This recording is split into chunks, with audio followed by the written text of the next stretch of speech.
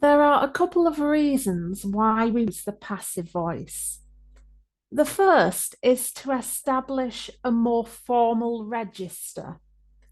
And for this reason, the passive voice is often used in academic work or in news reports. The first sentence shows an example of how the passive voice might be used in a news report. The legislation was introduced in 1995. We also use the passive when we don't know who carried out the action, or if who carried out the action isn't the most important message of the sentence. My bag was stolen yesterday. I don't know who stole it, so I use the passive voice.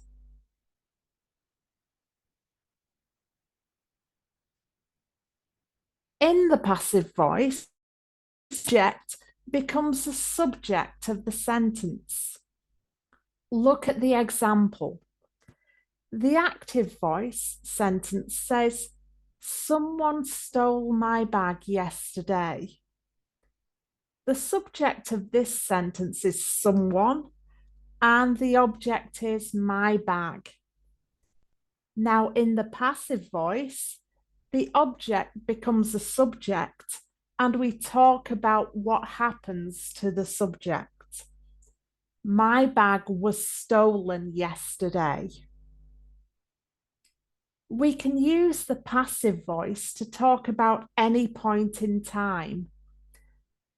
The castle was built in the 10th century. This is referring to the past.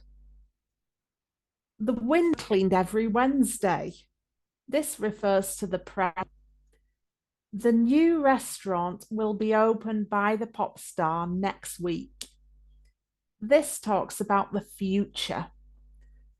Note that in this sentence, we are still saying who will open the restaurant, so we use the word by.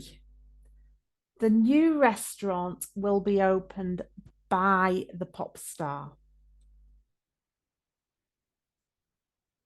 In its most basic form, the passive is made by starting with the subject of the sentence, followed by to be in the correct aspect, depending on whether you are talking about the past, present, or future, followed by the participle of the main verb. My bag yesterday. The window cleaned every Wednesday.